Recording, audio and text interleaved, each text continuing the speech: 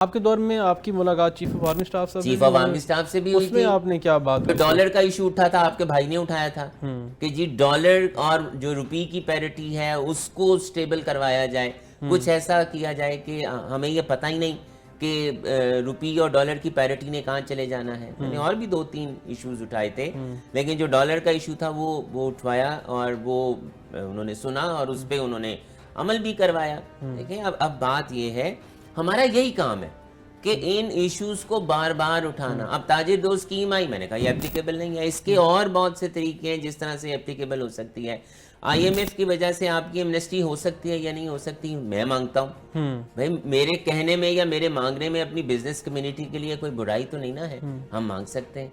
हम आसानी मांगते हैं, जब तक हम आसानी नहीं मांगेंगे। अब हम आजकल क्या बात कर रहे हैं, आप हर एक को कहते हैं डॉक्यूमेंट हो जाओ, कैपिटल है नहीं। जब आपके पास कैपिटल नहीं है तो अगला अपने आप को डॉक्यूमेंट कैसे करेगा। आप जो सबसे ज्यादा लोग बाहर हैं वो रिटेलर्स बाहर हैं। अब रिटेलर्स क्यों बाहर हैं?